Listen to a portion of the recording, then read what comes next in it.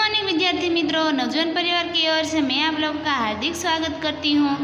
आज हम कक्षा 6 में हिंदी की पढ़ाई करने वाले हैं, जिसमें हम पहुँचे हैं पाठ नंबर 4 डॉक्टर होमी जहांगीर बाबा। बराबर, तो हम इसे आज पढ़ने वाले हैं। तो चलो सभी बच्चे अपना ध्यान दें, टेक्स्ट बुक ओपन करके। चलो, ये क्या है? एक संकलित है। प्रस्तुत जीवनी में भारत को अणुशक्ति संपन्न राष्ट्र बनाने के अपना बहुमूल्य योगदान प्रदान करने वाले राष्ट्र के महान सपूत वैज्ञानिक डॉक्टर होमी जहांगीर भाभा के जीवन का लेखा जोखा है।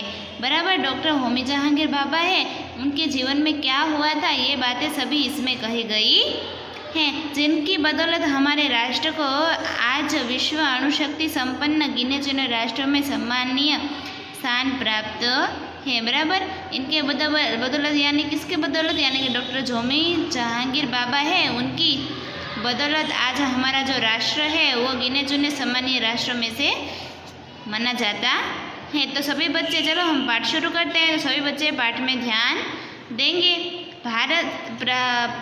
प्रभात काल की सुंदर बेला थी। जापान का हिरोशिमा नगर अभी रात की नींद से जागकर दिन की चहल पहल में डूबने जा रहा था। यानी क्या बताया गया है कि सुबह हुई थी।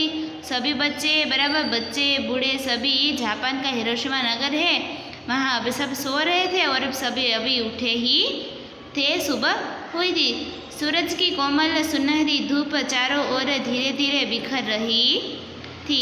क्या बोल रहे हैं कि सूरज की कोमल सुनहरी धूप चारों ओर धीमे धीमे, यानी कि सूरज की किरणें सभी पर क्या कर रही थी? बिखर रही थी। सुकुमार सुंदर बच्चे हाथ में किताबें लिए अपने टिफिन लटकाते स्कूलों की ओर जा रहे थे। बराबर, एकदम सुंदर बच्चे जो थे वो क्या कर रहे थे? स्कूल जा रहे थे। माताएं अपने घर के काम में लगी हुई थी। जो माताएं थी वो भी अपने अपने घर के काम में लगी हुई थी, काम कर रही थी घर का। धार्मिक स्थानों में प्रार्थनाएं चल रही थी। हिरोशिमा का सुंदर नगर एक फुलवाड़ी सा धरती पर खिला हुआ था। बराबर, जैसे कि फुलवाड़ी होती है वैसे ही हिरोशिमा का जो नगर था वो भी एक फुलवाड़ी की तरह ही खिला हुआ था, यानी कि सुंदर था। उसी समय सहसा प्रलय का दृश्य उपस्थित हो गया। तभी क्या हुआ? प्रलय का दृश्य, बराबर, विनाशकारी दृश्य है, उनके सामने उपस्थित हो गया। आकाश सहस्त्रों बिजलियों की क्रोध में से भर उठा। एक कर्णभेदी धमाका हुआ और फिर सब और सफ़ेद धुएं के बादल पृथ्वी से लेकर आकाश तक मंडरा उठे। बराबर, एक बहुत जोर का धमाका हुआ और बादल भी यहाँ पर आकाश की ओर बढ़ गए। पल भर में हिरोशिमा का सुंदर नगर धूल का ढेर मात्र रह गया। बराबर, थोड़ी ही देर में हिरोशिमा जो सुंदर नगर था वो धूल की ढेर जैसे मात्र रह गया।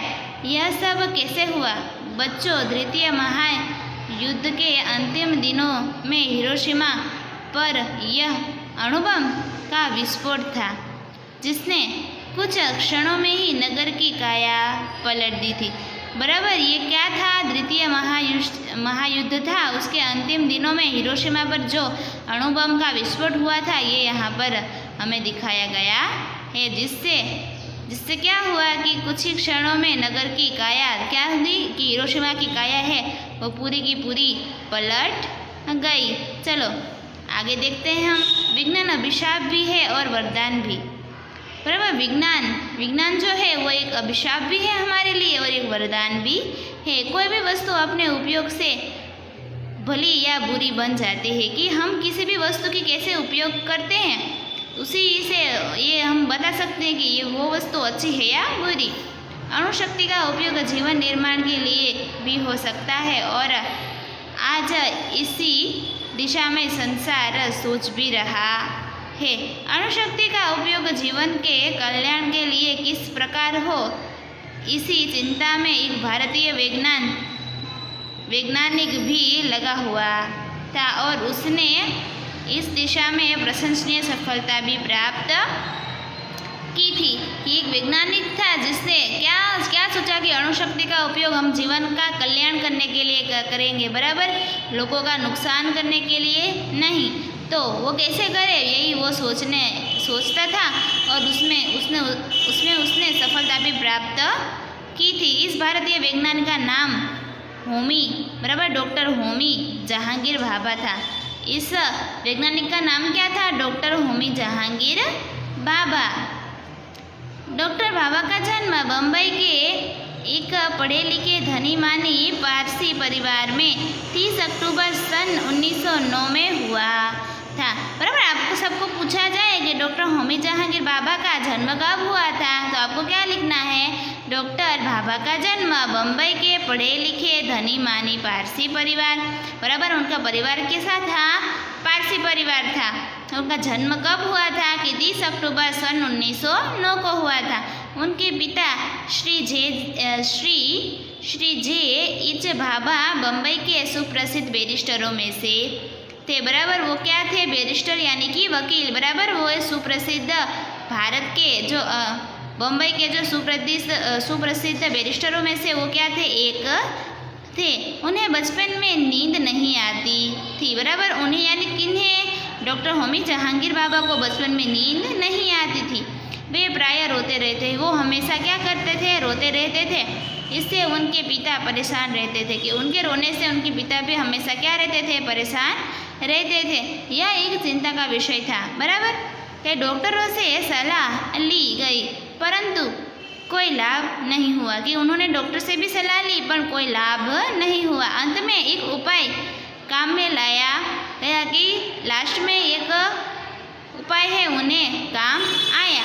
इनके सामने ग्रामोफोन बजाया जाने लगा, बराबर। जो पहले के ज़माने में क्या था? ग्रामोफोन था, जहाँ पर आप वो जो सीडी रखते थे तो वो बजता था, बराबर। कि पहले के ज़माने में ग्रामोफोन बजाने कि इनके सामने क्या बजाया गया? ग्रामोफोन बजाया गया। यह उपाय बहुत ही कारगर हुआ, यानी कि सफलता उन्हें मिली, काम कर गया। ग्रामोफोन सुनकर उनका ध्यान बढ़ जाता था, बराबर। ग्रामोफोन सुनकर उनका जो ध्यान था वो रोते नहीं थे और ध्यान उनका बढ़ जाता था और वो सुनने लगते थे और उनकी रुलाई बंद रहती थी कि वो रो भी नहीं रहे थे। इसका फल यह कि उन्हें संगीत से प्रेम हो गया, बराबर। उनका लास्ट में फल क्या मिला? कि उन्हें संगीत से अत्यधिक क्या हो गया? प्रेम हो गया। उनका यह संगीत प्रेम आजीवन बना रहा, बराबर। हमेशा जब तक वो जिए तब तक उनका संगीत प्रेम ऐसे ही बना रहा। उन्हें पाश्चात्य राग रागिनियों पर भी अच्छा अधिकार हो गया, बराबर। संगीत के जो भी क्षेत्र में राग है, रागिनियों में सभी में उन्हें क्या मिला? अच्छा अधिकार, यानी कि अच्छा उनमें वो एकदम क्या हो गए? उत्तीर्ण हो गए। तो बच्चों, आज हम यही पेज आज यहाँ तक पढ़ने वाले हैं, ठीक है। फिर हम अगले वीडियो में नेक्स्ट पेज देखने वाले हैं, 17 वाला पेज। तब तक आप लोग ये जो हमने पढ़वाया वो आप लोग एक बार क्या कर लेना? फिर से पढ़ लेना, ठीक है। ओके बच्चों, तो अब हम वीडियो समाप्त करते हैं। आप अपना ख्याल रखिएगा, मास्क पहनेगा, ठीक है। Bye bye, have a nice day.